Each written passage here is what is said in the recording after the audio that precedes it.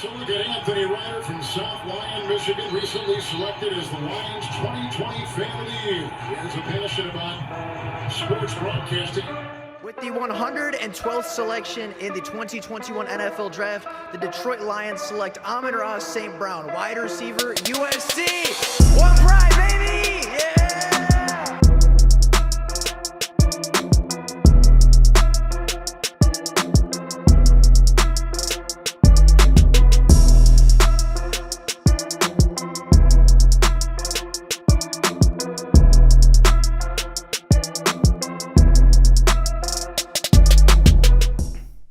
What's going on, everybody? Welcome back to another Detroit Lions video. Now, the Detroit Lions season is officially over, and record-wise, this season may not have gone the way that a lot of Lions fans were hoping. The first year of the Dan Campbell era is over, but despite the record and despite the statistical rankings, there is a lot to be happy with about this team, and there's a lot of reason to have hope about the future of this team.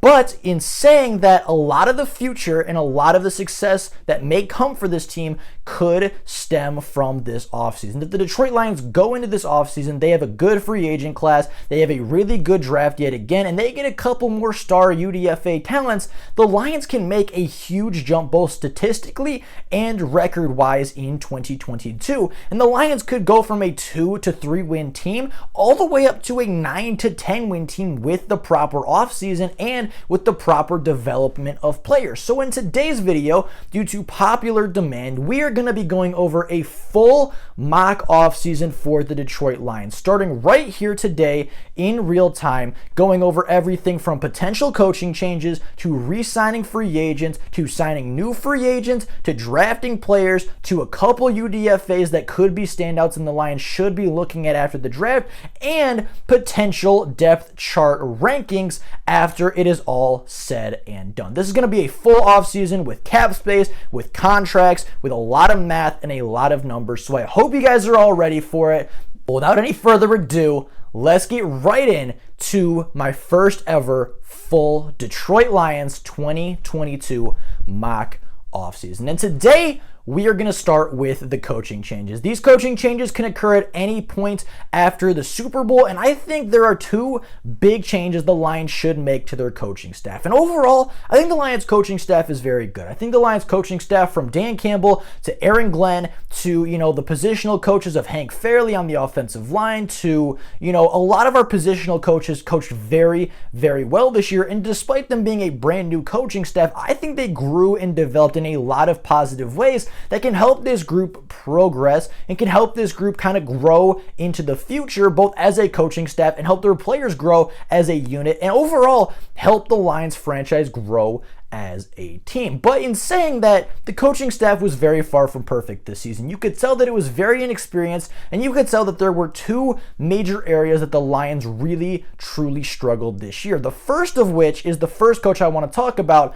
is the offensive coordinator. Now, before the season, our current offensive coordinator in Aaron Glenn was contemplating retirement, or at the very least was willing to take a break from football to focus on family and to kind of, just take a step away from football and see if he really still wanted to be a head coach or an offensive coordinator. But because of the familiarity that he had with Dan Campbell, when Dan Campbell called and asked, Anthony Lynn agreed to take the spot as the Detroit Lions offensive coordinator, and a lot of people were excited. Anthony Lynn was a person that, had some success with Justin Herbert, developed Justin Herbert very well in his rookie season, and helped Herbert reach Offensive Rookie of the Year in 2021. He's a person that had a really good rushing attack the last time he was the offensive coordinator for the Buffalo Bills, and had Lions fans very excited for what he could bring to the Motor City. And unfortunately, it didn't really work out with Anthony Lynn. Anthony Lynn's system is outdated. He relies a lot on running the football and doesn't really have a lot of modern concepts in the NFL. He doesn't really utilize motion, doesn't really utilize play action the best. He doesn't,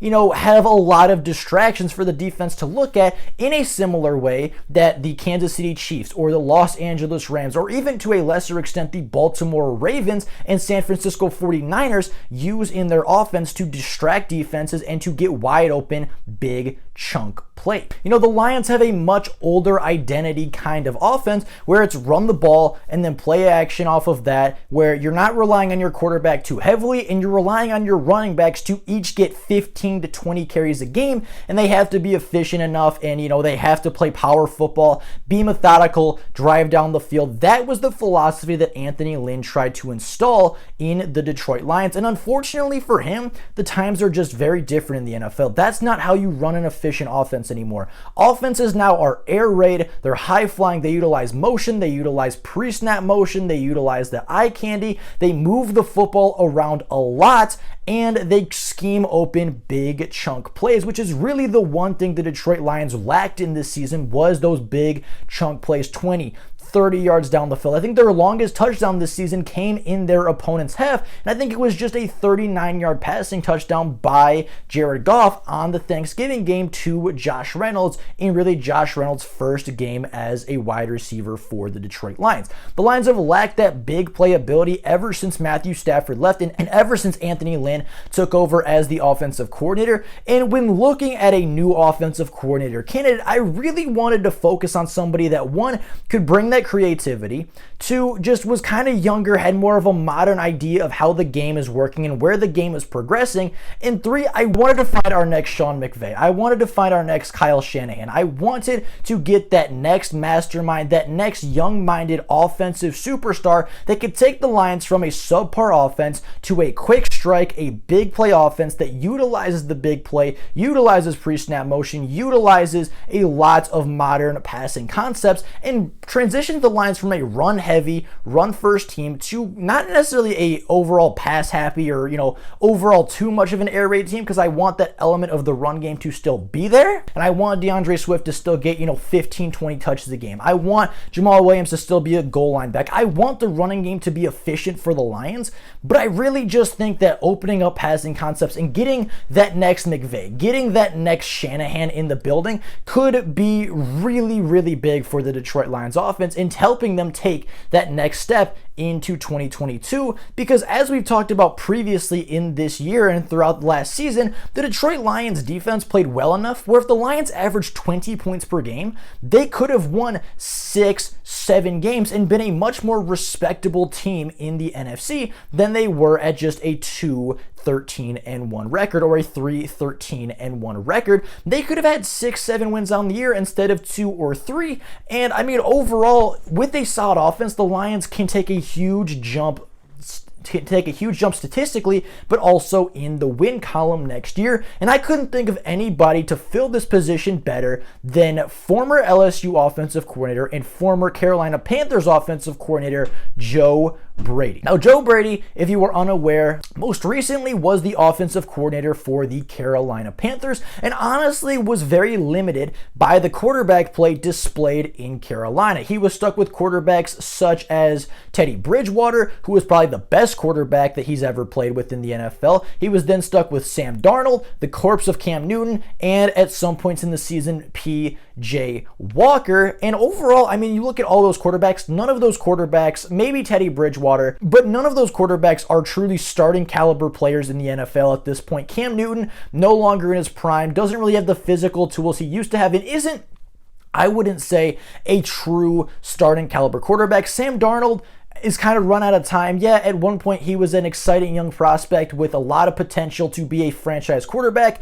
but at this point, after he played with Joe Brady and after he got another chance in Carolina and lost it to not only Cam Newton, but also to P.J. Walker, I think he very realistically is done with a starting job in the NFL. And then, you know, you look at Teddy Bridgewater, probably the best quarterback he played with in the NFL, and they look decent on offense under Joe Brady in 2019 and 2020. So, you know, you look at that and you might ask me, Anthony, why do you want Joe Brady if he hasn't shown success in the NFL? And to that, I say, look at what he did at the college level. Look at what he did with 2019 LSU. That 2019 LSU team is one of the most dynamic and high-scoring offenses in college football history. They averaged 569 yards per game, averaged just under 50 points per game, and Joe Brady took Joe Burrow, took Clyde Edwards-Helaire, took Jamar Chase, took Justin Jefferson, and I mean, just elevated all of them to first-round picks. And you look at this team in 2018, you look at the 2018 LSU,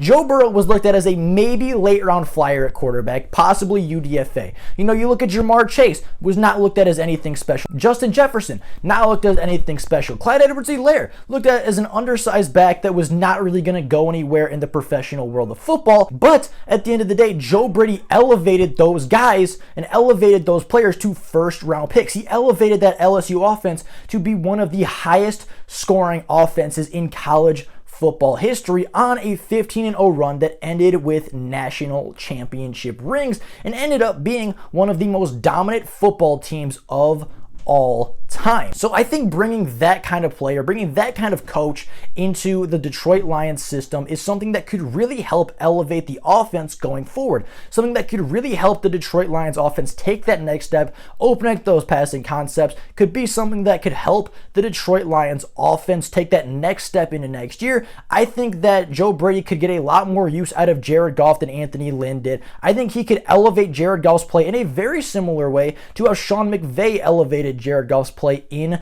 Los Angeles. And I think with the help of Joe Brady, this offense, even as it is right now, utilizing Jared Goff, DeAndre Swift, Jamal Williams, Amon-Ra St. Brown, Quintez Cephas, and TJ Hawkinson with a top 10 offensive line in the country, or with a top 10 offensive line in the NFL when healthy, I think it's one, very intriguing to Joe Brady, especially with all the capital the Lions have to go out and get some more offensive talent. And two, I think it makes a lot of sense for the Detroit Lions bringing in another young offensive mind and kind of, buying into that trope of getting your guy, getting that young guy that can change the game and getting somebody with a lot of potential. And I think Joe Brady isn't a home run hit necessarily. I think he has the potential to be a home run hit at offensive coordinator, but at the very worst, at his floor, Joe Brady is a significant upgrade over Anthony Lynn. He's going to bring in more modern concepts. He's going to bring in more chunk plays. He's going to bring in a big play element to this offense, especially after some of the additions this offseason.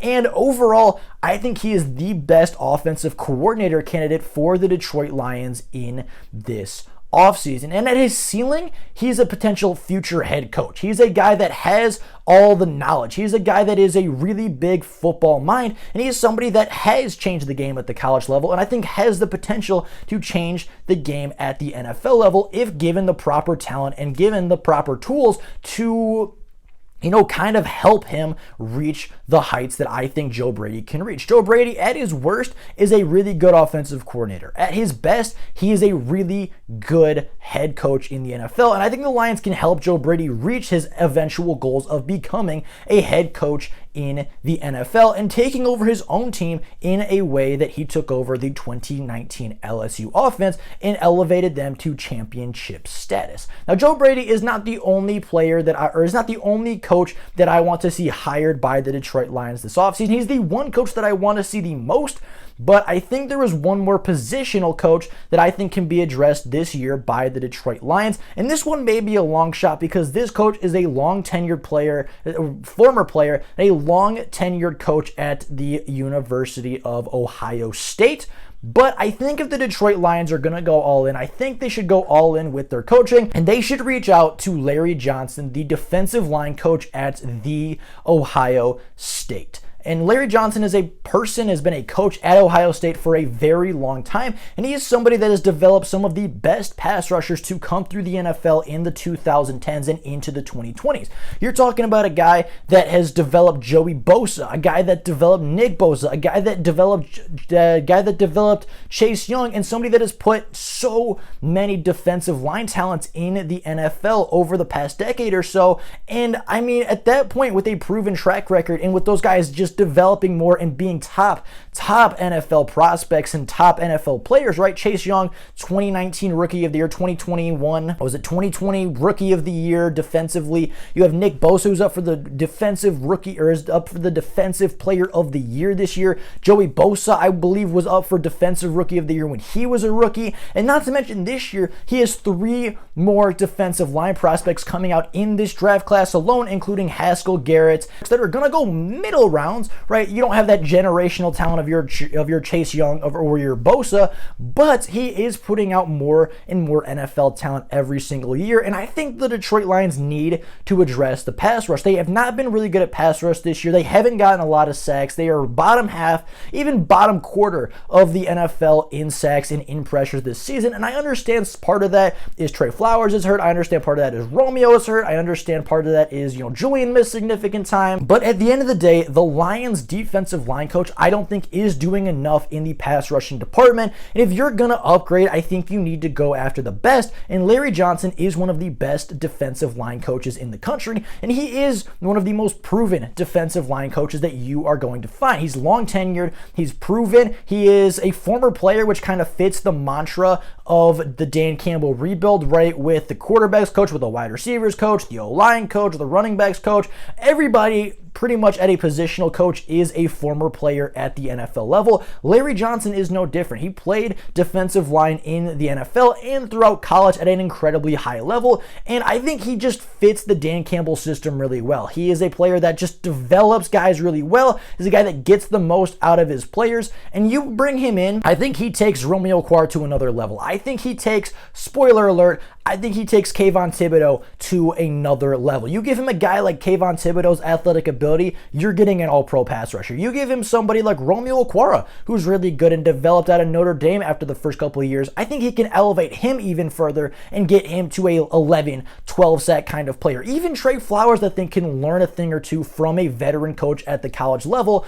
And if Trey Flowers does stick around next year, which I'm not sure is exactly going to happen, but if he does, I think every single person on the defensive line, especially at edge rusher, can benefit from Larry Johnson coming in. And that's not even to mention Levi Onwuzurike, the rookie going into his second year, could benefit a lot learning pass rush moves from a guy that developed all these great pass rushers from the Ohio State. So with that being the case, those are the 2 coaching changes that I want to see this year for the Detroit Lions. These are the 2 coaching changes that I think make the most sense. They address the 2 biggest weaknesses for the Detroit Lions. Then that is offense and defensive line sacks and pressures. The Lions are not a great defensive team when it comes to pass rush. They aren't putting a lot of pressure on the quarterback. Even with that being the case, they are keeping offenses to low scoring games 90% of the time. And if Joe Brady can come in and elevate this offense to even average, go from averaging like 17.5 points per game to averaging 23 points per game, average 1 touchdown difference per game,